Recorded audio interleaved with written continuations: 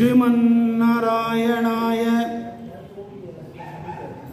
शरणौ शरणं प्रपद्ये।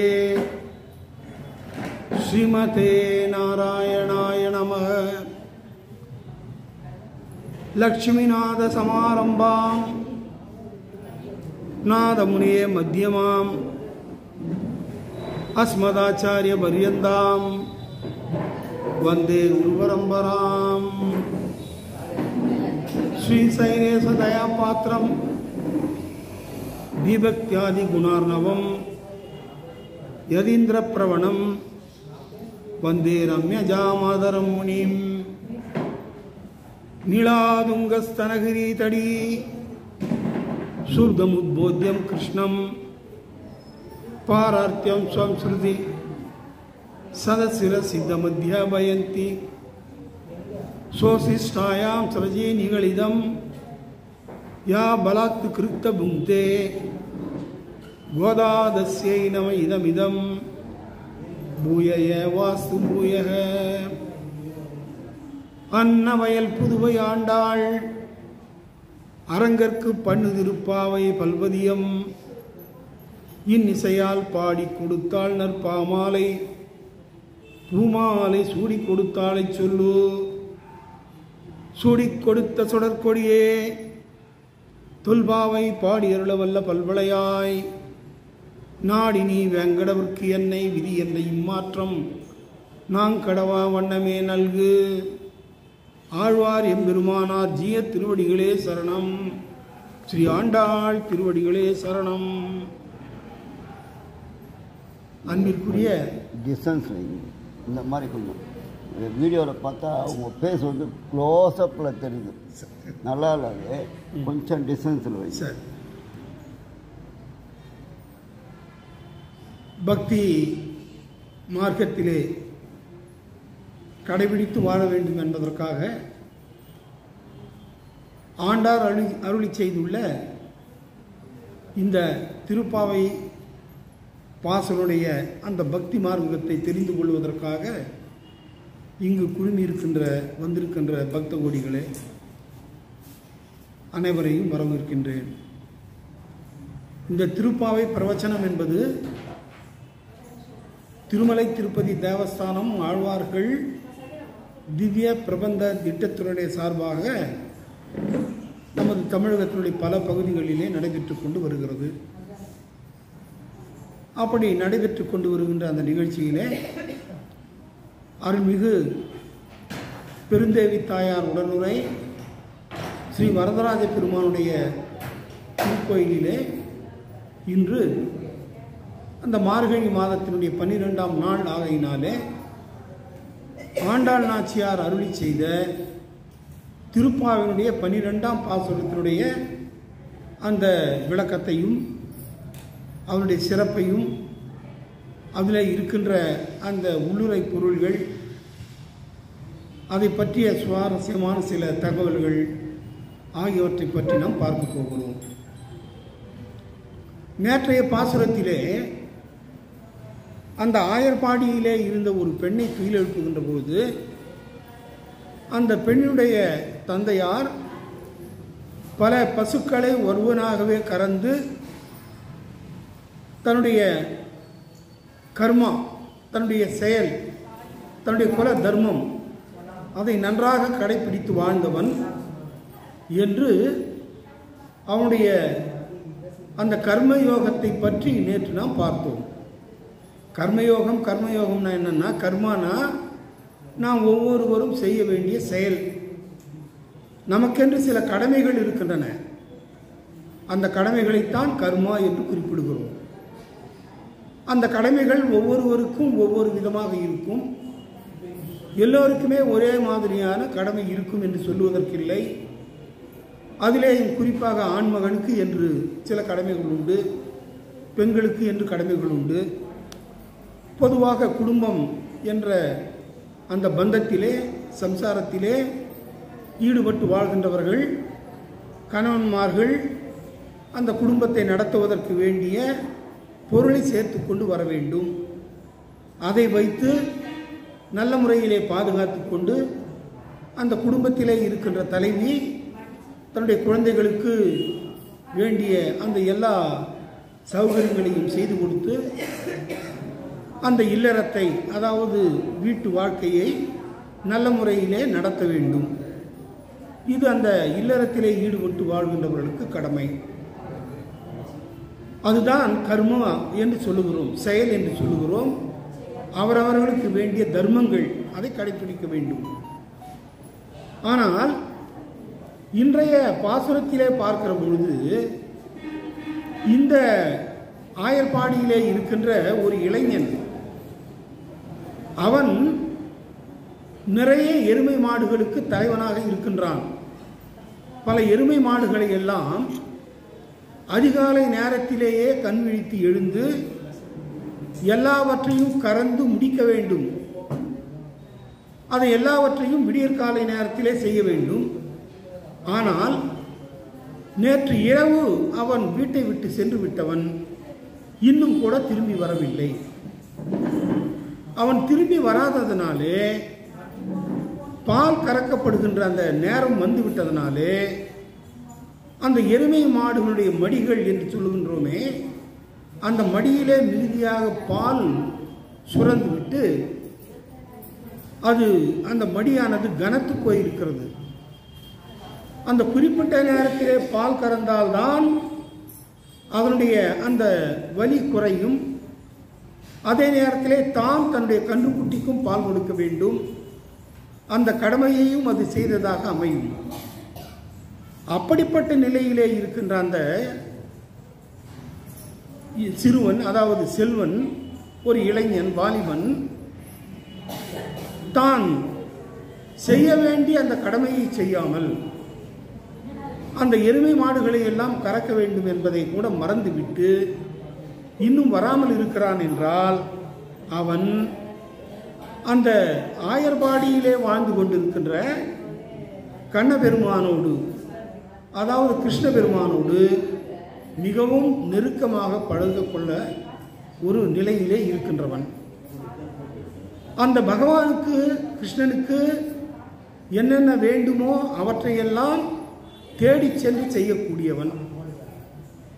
அப்படி பார்க்கின்ற பொழுது அவன் இந்த கர்மயோகத்தை விட்டுவிட்டு பக்தி யோகம் எனப்படுகின்ற அந்த பக்தி நெறியிலே சென்று கொண்டிருக்கிறான். நேற்றைக்கு இரவு பார்த்த பொழுது அவன் அங்கே அந்த கிருஷ்ணனை பற்றிய அந்த பஜனை பாடல்கள் நிறைய பாடினார்கள். அதில் இவனும் சேர்ந்து கொண்டு அந்த மிருதங்கம் அடித்துக்கொண்டு அல்லது தாளம் தட்டி கொண்டு அல்லது பாடல்களை எல்லாம் பாடிக்கொண்டு என்ன செய்கின்றான்? அவன் அந்த பக்தியிலே ஈடுபட்டு இருக்கின்றான். ஆகையினாலே பொழுது விட்டதையும் மறந்துவிட்டு தான் தன்னுடைய எருமை மாடுகளை எல்லாம் பால் கறக்க வேண்டுமே என்பதையும் மறந்துவிட்டு அவன் என்ன செய்கின்றான்? வீணாக காலத்தை அந்த இடத்திலே கழித்து கொண்டு இருந்தான். ஆக அப்படி இருந்தாலும் குறிப்பிட்ட நேரம் வந்துவிட்டதனாலே அந்த தொழுவத்திலே கட்டப்பட்டிருந்த எருமை மாடுகள் எல்லாம் பால் கறக்காமல் இருந்ததனாலே என்ன செய்தன என்பதை பற்றியும், அந்த வீட்டிலே இருக்கின்ற பெண்ணை வெளியிலே இருக்கின்ற ஆண்டாள் கோஷ்டியினர் எவ்வாறு எழுப்புகின்றார்கள் என்பதை பற்றியும் இன்றைய பாசுரத்திலே நாம் பார்க்க போகிறோம். அந்த பாசுரத்தை பார்ப்போம். கனைத்திளங்கற்றேருமை கன்று கிறங்கி, கனைத்திளங்கற்றேருமை கன்று கிறங்கி. பார்த்த நீ கூட பின்னாடி சொல்லுங்கம்மா. கனைத்திளங்கற்றேருமை கன்று கிறங்கி, நினைத்து முளை வழியே நின்று பால் சோர, நனைத்தில்லம் சேராக்கும் நற்செல்வன் தங்காய், நனைத்தில்லம் சேராக்கும் நற்செல்வன் தங்காய், பதுத்தலை வீடன் வாசல் கடை பற்றி பணித்தலை வீழ நின் வாசல் கடை சினத்தினால் தென்னிலங்கை கோமானை சென்ற சினத்தினால் தென்னிலங்கை கோமானை சென்ற மனத்திற்கு நீ யானை பாடவும் நீ வாய் திறவாய் மனத்திற்கு நீ யானை பாடவும் நீ வாய் திறவாய் இனித்தான் எழுந்திராய் இனித்தான் எழுந்திராய் ஈதென்ன பேருறக்கம் இனித்தான் எழுந்திராய் ஈதென்ன பேருறக்கம் அனைத்தில்லத்தாரும் அறிந்தேலோரெம்பாவாய் அனைத்தில்லத்தாரும் அறிந்தேலோரெம்பாவாய் கனைத்திலங்கப்பெருமை என்று இந்த 12வது பாடலை பாடி, பெண்ணே, எப்படிப்பட்ட பெண்ணே, நற்செல்வன் தங்காய், நல்ல செல்வ வளத்தை உடைய அந்த வாலிபனுடைய தங்கையாக இருக்கின்றவளே. அந்த வாலிபன் எப்படிப்பட்டவன் என்பதை பார்த்தோம். அவன் தான் செய்ய வேண்டிய அந்த கர்மாவை விட்டுவிட்டு பக்தி யோகத்திலே ஈடுபட்டு கொண்டு வாழ்கின்றவன். இது போனால் போகட்டும். இப்போ அந்த எருமை மாடுகளை எல்லாம் கறந்து அது அவனுடைய வீட்டு பெண்கள் அதை தயிராகவும் வெண்ணெயாகவும் நெய்யாகவும் எல்லாம் எடுத்து வியாபாரம் செய்தால் வருமானம் கிடைக்கும். அதனாலே அவனுக்கு வருமானம் ஏற்படும், செல்வம் உண்டாகும். ஆனால் அது எப்படிப்பட்ட செல்வம்? பொருள் செல்வம். வீடு வாசல் வாங்கலாம், அல்லது நிறைய சொத்துக்களை எல்லாம் குவிக்கலாம். அப்படி இருக்கின்றவர்களுக்கு தான் என்னவென்று பெயர்? செல்வந்தர்னு பேர். செல்வந்தர்னா என்ன அர்த்தம்? பொதுவாக பணக்காரர்கள் அப்படின்னு தான் அர்த்தம். ஆனால் இந்த பொருள் செல்வம், இதுக்கு என்னன்னு பேர்? பொருள் செல்வம். அந்த பொருள் செல்வம் என்பது நிலைத்து நிற்கக்கூடியது இல்லை. ஆனால் அருள் செல்வம் தான் நிலைத்து நிற்கக்கூடியது. ஆக பொருள் செல்வம், அருட்செல்வம். எருமை மாடுகளை கறந்து பால் கொடுத்து அந்த பாலை கறந்து கொடுத்தால் நிறைய பொருள் செல்வம் கிடைக்கும். ஆனால் அது இல்லை என்றால் கூட பரவாயில்லை. அவன் அந்த கிருஷ்ணனுக்கு பக்தி செய்ய சென்றிருக்கிறான். ஆகையினாலே அந்த கிருஷ்ணனை பற்றி அங்கே பாடப்பட்டு கொண்டிருக்கின்ற அந்த பஜனையிலே சேர்ந்து கொண்டு தானும் அவர்களோடு பாடுவதனாலே அந்த கிருஷ்ணனுடைய அருள் கருணை இவனுக்கு கிடைக்கும். ஆகையினாலே தான் அந்த நனைத்து இல்லம் சேராக்கும் நற்செல்வன் தங்காய் என்று குறிப்பிடுகிறார்கள். ஆக நற்செல்வன்றது என்ன அர்த்தம்? பொருள் வேண்டாம் என்று விட்டுவிட்டு அருளை தேடி செல்லுகின்றவன் என்று அர்த்தம். அதுதான் இந்த முதல் பகுதியிலே நாம் பார்க்கிறோம். ஆக அந்த எருமை மாடுகள் எல்லாம் கனைத்து இளம் கற்றெருமை, இளமையான கன்றுகளை உடைய எருமை மாடுகள் அப்படின்னு அர்த்தம். ஆக இளமையான கன்றுகளை உடைய மாடுகள் ஆகையினாலே மிகுதியாக பாலை கொடுக்கின்ற அந்த மாடுகள், எருமை மாடுகள், அது என்ன செய்கின்றது? அந்த விடியற்காலை நேரம் வந்து விட்டதனாலே தன்னை பால் கறக்க வேண்டிய அந்த வாலிபன் இன்னும் வராமல் இருக்கின்றான். மிகுதியான பால் மடியிலே சுரந்து விட்டதனாலே அதனுடைய மடியிலே இருந்து என்ன, எப்படியாவது அந்த பாலை பொழிந்து விட வேண்டும் என்று அந்த எருமை மாடுகள் நினைக்கின்றன. அதே நேரத்தில் தன்னுடைய கன்றுக்குட்டியும் அங்கே தூரத்திலே கட்டப்பட்டிருக்கிறது. அந்த கன்றுக்குட்டிக்கும் பால் கொடுக்க வேண்டுமே என்று அதை இவன் பால் கறந்துட்டான்னா மீதம் என்ன செய்வான்? கொஞ்சம் அந்த பாலை, எங்கம்மா வரீங்க, அப்புறம் இல்லம்மா, அந்த பாலை கறந்து விட்டுட்டான்னா மடியில கொஞ்சம் பால் இருக்கும். அப்படி மடியில் இருக்கிற பாலை வந்து தன்னுடைய கன்றுக்கு கொடுக்கலாம். அதுவும் சில தாய் பசுக்கள் என்ன பண்ணும், பசுவாக இருந்தாலும் எருமையாக இருந்தாலும் முழுமையான பாலை கறந்துடக்கூடாதுன்றதுல சிலது ரொம்ப உறுதியாக இருக்கும், உஷாராக இருக்கும். ஆகையினால ஓரளவுக்கு பாலை கறந்துட்ட உடனே டக்குன்னு வந்து என்ன பண்ணும், அது பால் சுரப்பதை நிறுத்தி கொள்ளும். ஏன்னா நம்முடைய கன்றுக்குட்டி இன்றைக்கு நிறைய பால் குடிக்க வேண்டும் என்று நினைத்து அதை என்ன செய்யும், தன்னுடைய மடியிலேயே நிறுத்தி கொள்ளும், பாலை கொடுக்கக்கூடாது. அப்படி அதாவது தன்னுடைய குழந்தைமார்கள் பசியிலே இருக்கிறார்கள் என்றால் அந்த குழந்தைகளுக்கு எப்படி நாம் தேடி சென்று ஒரு தாயானவள் எப்படி உணவு அளிக்கின்றாளோ அல்லது பால் கொடுக்கின்றாளோ, அதை தாளாட்டி நல்ல முறையிலே பாதுகாக்கின்றாளோ, அதை போன்ற குணம் எல்லா உயிரினங்களுக்கும் உண்டு. அந்த விலங்கினங்கள் எல்லாம் மனிதனை விட ஓரறிவு குறைந்தவை தான், 5 அறிவு. பறவைகளுக்கு அதை விட ஒரு அறிவு குறைவு, 4 அறிவு.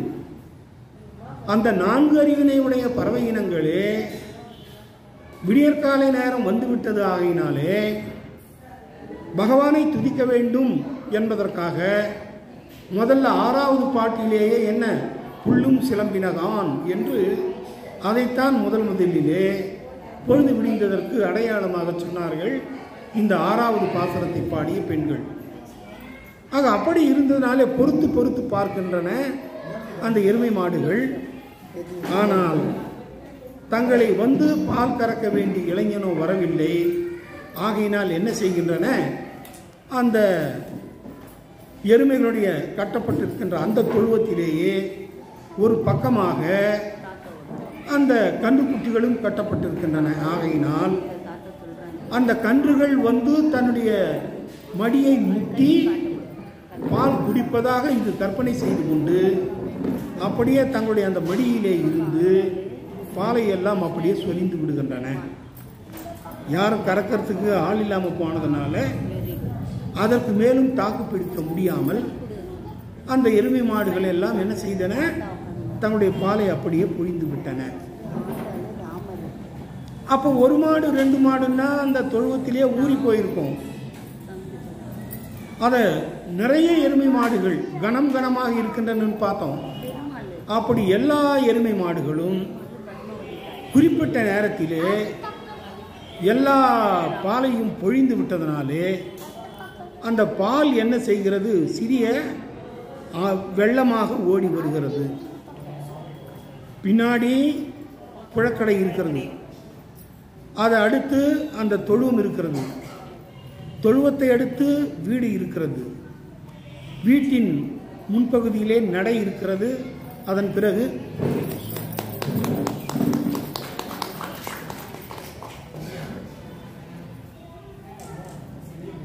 அந்த வீட்டினுடைய முன்பக்கம் அங்கே வந்து கொஞ்சம் சாணம் போட்டு தான் அதை மெழுகி வைத்திருப்பார்கள்.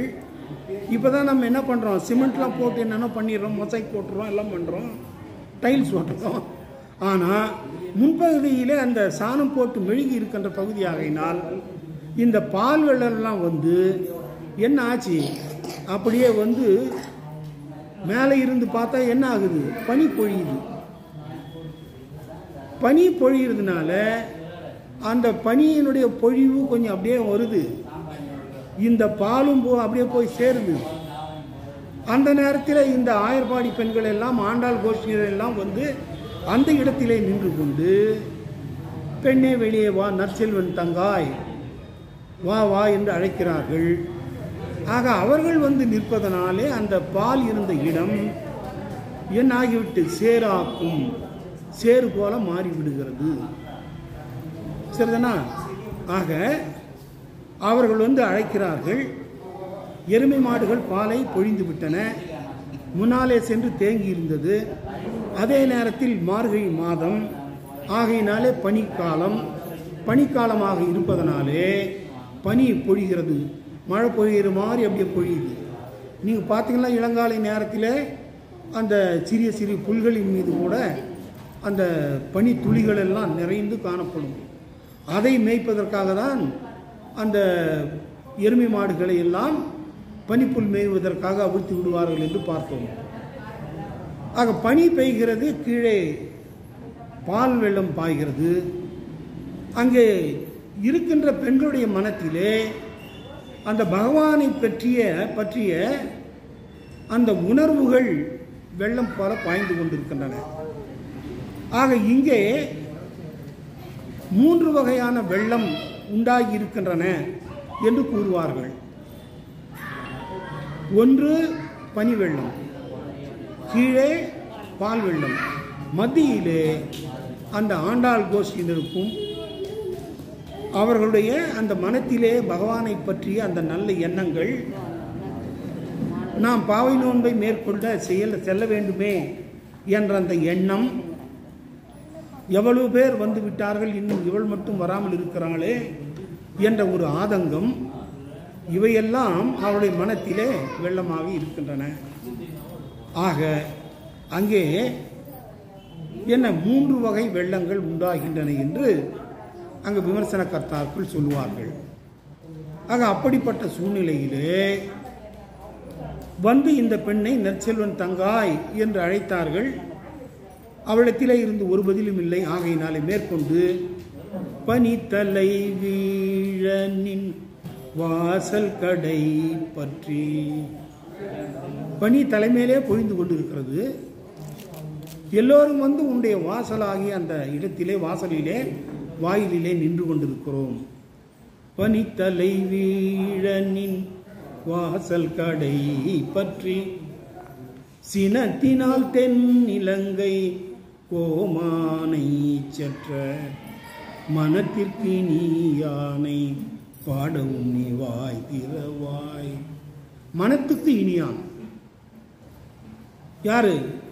சினத்தினால் தென் இலங்கை, தென் திசையிலே இருக்கின்ற லங்காபுரிக்கு சென்று அந்த கொடியவனாகிய லங்கேஸ்வரனை, ராவணனை அழித்த பெருமான் ஸ்ரீராமர்.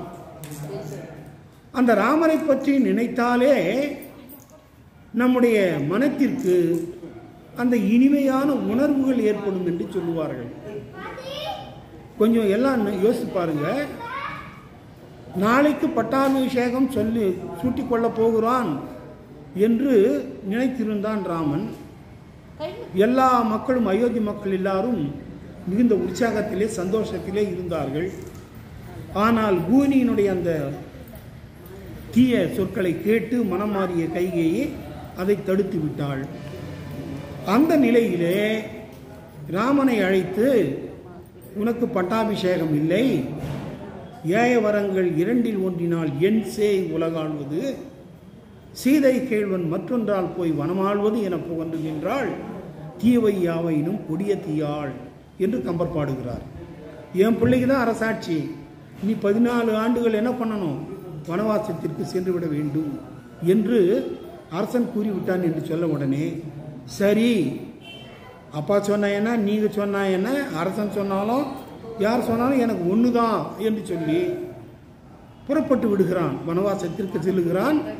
அப்போ லட்சுமணனும் உடன் வருவதாக சொன்னான், அந்த சீதாவும் உடன் செல்லுகிற 3 புறப்பட்டார்கள். ஆனால் அங்கே லட்சுமணன் இருக்கின்றானே, அவனுக்கு மிகுந்த கோபம் உண்டாகிறது. நீ முடிசூட்டி கொள்ளப் போவதை யாராலும் தடுக்க முடியாது, நான் உனக்கு துணையாக இருக்கிறேன், உனக்கு நான் பட்டாபிஷேகம் கட்டுகிறேன், ஆகையினாலே நீ வனவாசம் போக வேண்டாம் என்று தடுத்து நிறுத்துகிறான். யாரு? லட்சுமணன். ஆனால் அவனை சமாதானப்படுத்தி என்ன சொல்றான், ஒரு நதியிலே வெள்ளம் வரவில்லை என்றால் அது எதனுடைய குற்றம் அல்ல, நதியினுடைய குற்றம் அல்ல, நதியின் பிழை என்று நரும் புனல் இன்மை. புனல்னா நீர்.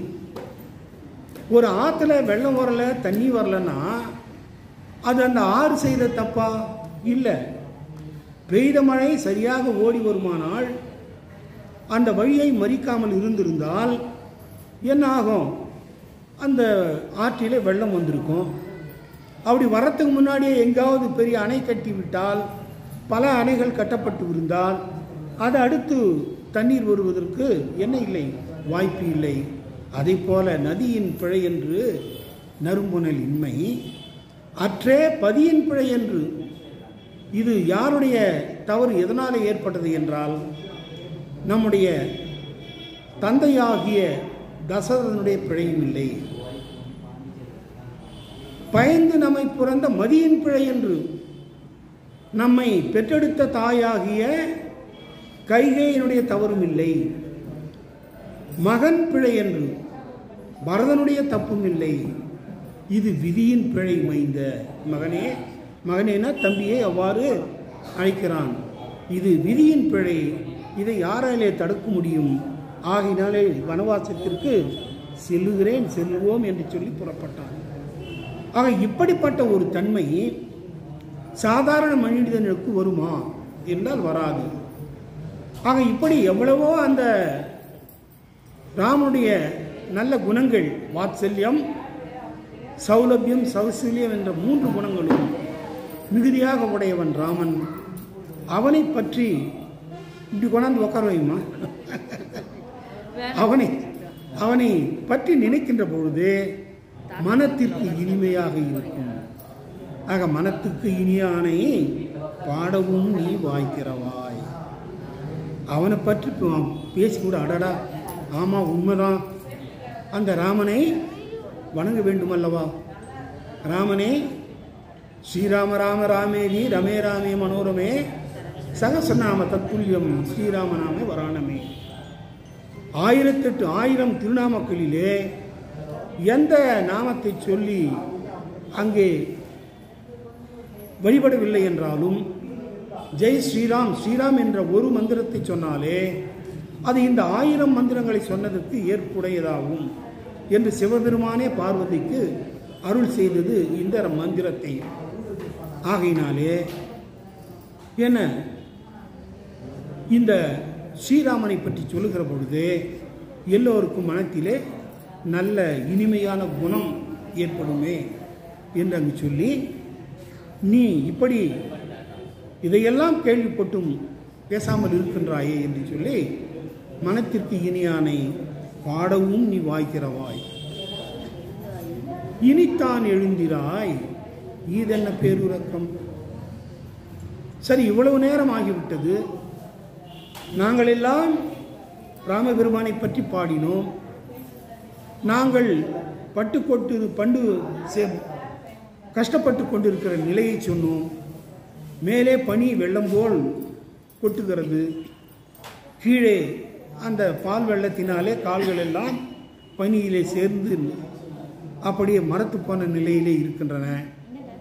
ஆனால் மனதிலே அந்த சந்தோஷமான நிலை இருக்கிறது என்று சொல்லி, இனித்தான் எழுந்திராய், ஈதென்ன பேருறக்கம். நீ இன்னும் இந்த பெரிய உறக்கத்திலே இருக்கிறாயே, இது நல்லது இல்லை. இவ்வளவு பேரும் வந்து நீ மட்டும் இன்னும் வராமல் இருந்தால், நாங்கள் வந்து எழுந்திராய் பெண்ணே எழுந்திராய் என்று உன்னை எழுப்புவது மிகுந்த சப்தமாக கேட்கிறது. நாங்கள் அவ்வாறு சப்தமாக உன்னை எழுப்புவது தூரத்திலே இருந்து கேட்கின்றவர்களுக்கு கண்டிப்பாக கேட்டுவிடும், தெரிந்துவிடும்.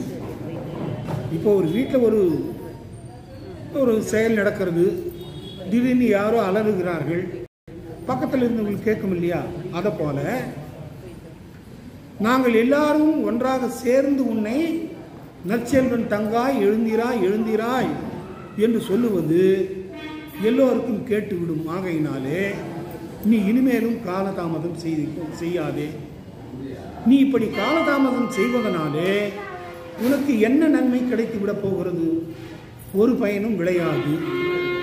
அது மட்டுமல்லாமல் நீ எழுந்து கொள்ளாமல் இருப்பதனாலே நீ ஒரு சோம்பேறி, எப்பொழுது பார்த்தாலும் தூங்கிக் கொண்டிருக்கின்றவள் என்ற அந்த விஷயம் அனைத்தில்லத்தாரும் அறிந்தேன் என்பார். எல்லா வீட்டுக்காரர்களுக்கும் தெரிகிறோம். அப்படி உன்னை பற்றி நீ சுவாம்பல் மிக்கவள், தூங்குகின்றவள், யாருக்கு மதிப்பு கொடுக்காதவள் என்ற அந்த உன்னுடைய நிலைகள் தெரிந்துவிட்டால், நாளைக்கு உனக்கு கல்யாணம் காட்சி என்ன ஆகும்னா மாப்பிள்ளை வந்தான்னா மாப்பிள்ளைகிட்ட என்ன பண்ணிடுவாங்க, அழே அந்த பொண்ணு சோம்பேறிப்பா, அவள் சரியாக எழுந்து போட மாட்டான், எப்போ போதும் தூங்கிட்டு இருப்பான் அப்படின்னு சொன்னாங்கன்னா அது நிச்சயமாக உன்னுடைய வாழ்க்கையை பாதித்துவிடும். ஆகையினாலே நீ அதற்கு வழிவகுத்துக் கொள்ளாது, எழுந்து வா என்று அந்த பெண்ணை அழைக்கிறார்கள். இதுதான் இந்த 12ஆம் பாத்திரத்துடைய திரண்ட கருத்து. பாடலை முதலிலே சேவித்து விட்டோம். பெருமாடைய நைவேத்தியத்திற்கு இருக்கிற சில அந்த தத்துவார்த்தங்கள் சோபதார்த்தங்களை பார்ப்போம்.